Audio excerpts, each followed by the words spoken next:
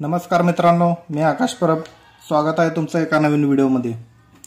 Topic 5 नवीन topic बघणार आहोत आपण आजपासून. सोपे रूप द्या. याला दुसरं नाव पण आहे सरळ रूप द्या आणि इंग्लिशमध्ये नाव आहे त्याचं सिम्प्लिफिकेशन. चला तर मग पहिला पार्ट बघणार आहोत आपण आज. पहिला प्रश्न, 6010 वजा 6000 भागिले 10, तर याचं उत्तर किती विचारलेत आपल्याला. तर मग इथं आपल्याला कंचे भागोबेव हे सूत्र वापरावं लागेल. कोणतं? तर कंचे भागोबेव, पहिल्यांदा कंस, मग चे म्हणजे इथं आहे ते चे, मग त्यानंतर भागाकार, मग गुणाकार, मग बेरीज, मग वजाबाकी असं. मग आता कंस तर नाही आहे पहिल्या प्रश्नामध्ये, मग आता चाचा पण वापर नाही झालेला इथं. मग आता डायरेक्ट आपण भागाकार करणार आहोत.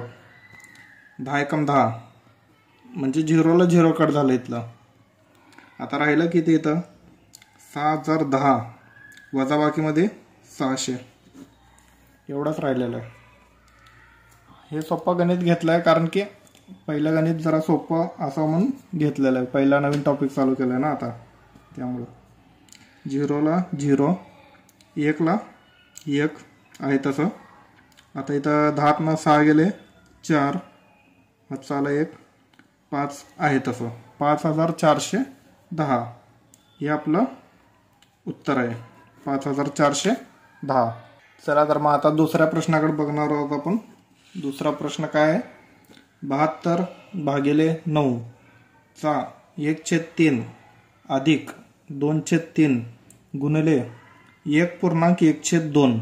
इथं 1 आहे, 1.1/2. तर याचं उत्तर किती? मग आता आपल्याला एक कंस तर नाही दिलेलं इथं. पहिला कंस सोडवायचा आहे, कंस नाही आहे, मग 6 आहे इथं. मग त्या हिशोबानं आपण नवीन मांडून घेऊ आपण. पहिल्यांदा 72 भागिले 9, 6च्या जागी आपण काय लिहू शकतो इथं? गुणाकार.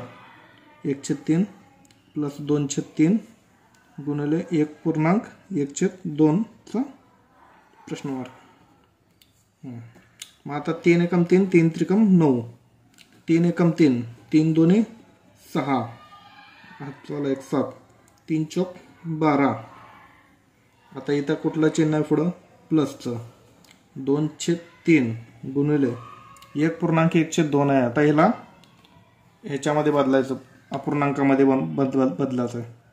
2 एकम 2 आणि 1 3, 3/2, 3/2. 3ला 3 गेलं, 2ला 2 गेलं, उरलं 1. मग आता 24 अधिक 1, फायनल उत्तर आलेलं आहे आपल्याकडं 25. हे आपलं फायनल उत्तर असणार आहे. चला तर मग तिसरा प्रश्न बघूयात आपण. तिसरा प्रश्न विचारलेला आता 2.1/2 प्लस 3.1/4 प्लस 5.1/3 प्लस 2.1/3. तर याचं उत्तर किती? मग आता अशा प्रश्नांमध्ये काय करायचं आहे? सगळीकडं सेम चिन्ह आहे, बेरजेचं चिन्ह आहे इथं सगळीकडं, आणि पूर्णांक काय करायचं? सेपरेट काढून घ्यायचं. याचे इथं 2 आहे, इथं 3 आहे, इथं 5 आहे आणि इथं 2 आहे. 5 आणि 2 7, 7 आणि 3 10, 10 आणि 2 12. यांचे पूर्णांक आता बाजूला काढून घेतलेले आहेत आपण. आता इथं राहिलं का 1/2 प्लस 1/4 प्लस 1/3 प्लस 1/3. बरोबर. आता छेदाचा लसावी काढायचा आहे पहिल्यांदा आपल्याला. 4 त्रिकम 12 म्हणजे छेदाचा लसावी काय होईल आपला? 12. तुम्ही बॉक्स पद्धती करून आपली लसावी मसावी शिकवल्याप्रमाणे लसावी काढून घ्या. 12 येते का नाही ते चेक करून घ्या तुम्ही. 12. आता वरची संख्या कसं काढायची ते मी सांगतो तुम्हाला. आता बेसंग 12, 6 एकम 6, त्यामुळे इथं 6 आला. प्लस 4 त्रिकम 12, 3 एकम 3 प्लस 3 चौक 12, 4 एकम 4 प्लस सेम इथं पण 4 येणार आहे. मग आता वरच्या संख्यांची आपल्याला बेरीज करावं लागेल पहिल्यांदा. 6 4 10, 10 4 14, 14 3 17, 17/12. आता 12 एकम 12 म्हणजे 1 आलं आणि 5/12. आता ही 12 आपण जे आधी काढलेलं आहे ती ह्याच्यामध्ये प्लस होणार. मग आपलं फायनल उत्तर किती आलेलं आहे? 13.5/12 हे आपलं फायनल आन्सर असणार आहे.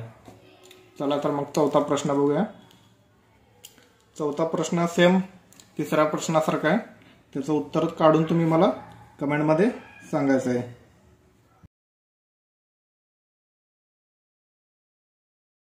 चला तर मग पाचव्या प्रश्नाकडे वळूयात आपण. जर a/b = 5/4 असेल तर a² + b² a² - b² किती? तर आता आपल्याला इथं a आणि b ची किंमत दिलेली आहे. मग आता आपण a ची आणि b ची किंमत यात इनपुट करायची. मग आता इथं a ची किंमत किती आहे? 5 आहे आणि b ची किंमत 4 आहे. मग आता 5² + 4² छेद 5² वजाबाकीमध्ये 4². मग आता सोडवून घ्यायचे आपले गणिती प्रक्रिया करून. 5² किती आला? 25 + 4² 16, 25 - 16. सेम वरती प्लस आहे खाली मायनस आहे, एवढाच फरक आहे दोघांमध्ये. आता वरती प्लस करायचं आहे खाली मायनस करायचं आहे, तेवढंच उत्तर येतं आपलं. 6 5 11, 11ला 1 हातचाला 1, 2 2 4 41 छेद. आता 25 मधनं 16 गेले, 16तले 4 आणि इथलं 5 9, 41/9 हे आपलं उत्तर असणार आहे या प्रश्नाचं. चला तर मग 6वा प्रश्न बघूयात आपण. 67,895 गुणिले 67,895 वजाबाकीमध्ये 37,895 गुणिले 37,895 छेद 30,000. आता ह्याच्यामध्ये आपले फॉर्म्युले मी जे दिलं होतं फॉर्म्युले a + b² वगैरे ते 7-8 फॉर्म्युले आहेत, ते फॉर्म्युला इथं बसणार आहे. तो फॉर्म्युला इथं बसवायचं आणि याचं उत्तर काढून तुम्ही मला कमेंटमध्ये सांगायचं.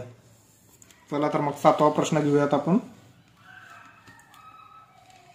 7वा प्रश्न असा आहे की ममताजवळ 100 रुपये आणि 50 रुपयाचे टोटल 85 नोट आहेत, ज्यांचे कुल मूल्य 5,000 रुपये आहेत. तर 50 रुपयाच्या नोटांची संख्या आपल्याला विचारलेली आहेत. मग आता ममताजवळ 50, पहिल्यांदा काय बघायचं तर आपल्याला विचारलेलं काय आहे? 50 रुपयाच्या नोटांची संख्या विचारलेत. मग आता आपण काय करायचं? ममताजवळ सर्व नोट 100च्या आहेत असं गृहीत धरायचं फक्त. मग आता ममताजवळ जर सर्व नोट 100च्या असतील तर 85 नोटचे किती रुपये झाले? 8,500 आणि कुल मूल्य दिलेलं आपल्याला इथं 5,000, वजाबाकीमध्ये 5,000. मग यांची वजाबाकी किती आली? 3,500, 3,500. आता छेदामध्ये काय येणार तर यांचा डिफरन्स येणार. 50 आणि 100 यांचा डिफरन्स येणार. कधी पण हे लक्षात ठेवा, कारण की इथं 50 रुपये विचारलेले आहेत. मग छेदात लगे 50 घ्यायचं नाही आहे, इथं तुम्ही चुकू शकताय.